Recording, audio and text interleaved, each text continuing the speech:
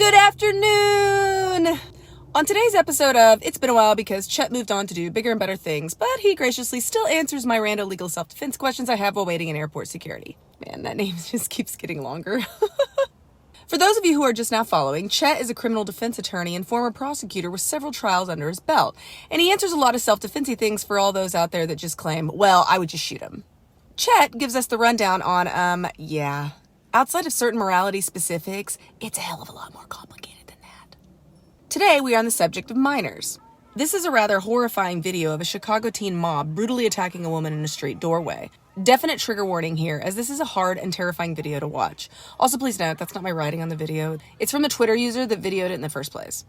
But this did get me to thinking about the legalities with self-defense against minors. Obviously, this woman was clearly in fear for her life, but how exactly does the legal system look at it when it comes to juveniles?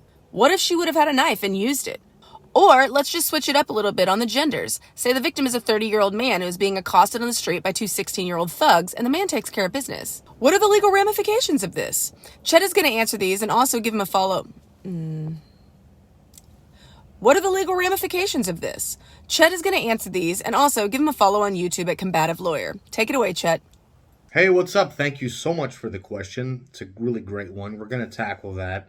Whether or not you can defend yourself against a minor, and more specifically, whether you can use deadly force against a minor or a group of minors.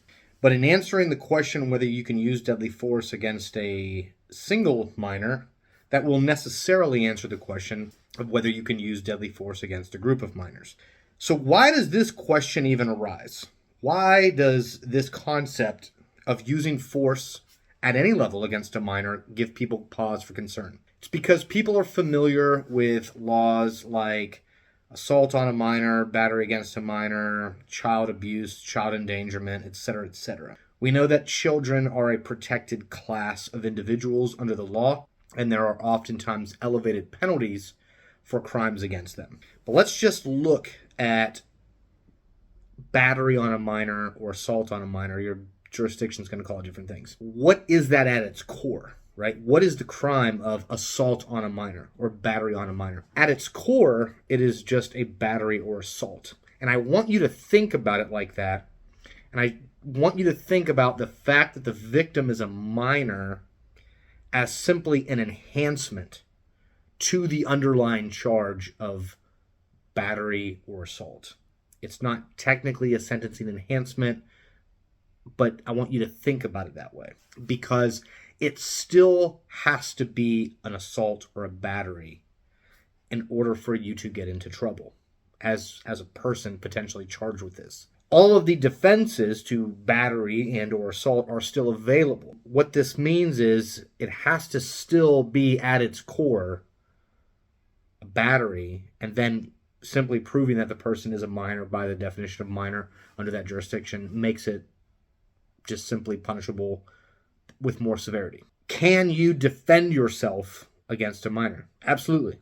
You have a right to not be assaulted, battered, killed, raped, falsely imprisoned, abducted, etc., etc. The only consideration, if you're being attacked by a group of people, a group of minors, or a single minor, or whatever the case may be. We've talked before about the fact that you do, should, must take into consideration the physical capabilities of the person attacking you.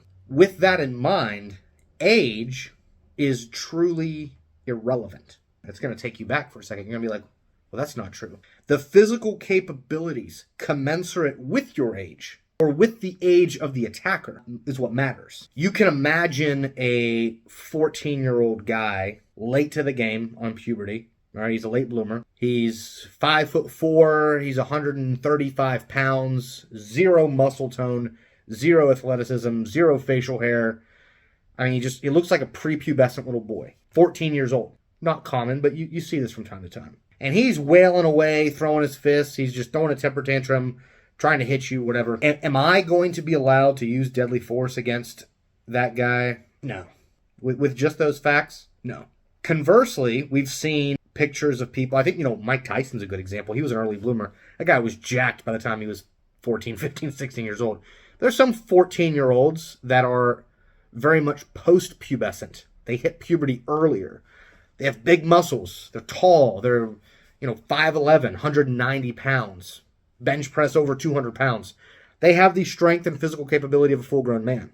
It is the physical capability of the person that matters, not their numerical age. Oh, we say, okay, well, let's say you're an 89-year-old woman. You're going to be allowed to use deadly force sooner or earlier against an unarmed person than maybe somebody else. It's not necessarily the fact that you're 89. It's the fact that you are 4'11" and 110 pounds and have osteoporosis and have a bad hip and, have degenerative this, that, and the other, right? It is your physical condition that we look at in determining the reasonableness of your response with force. The short answer is yes, absolutely you can use force against a minor. You can use deadly force if it's still reasonable.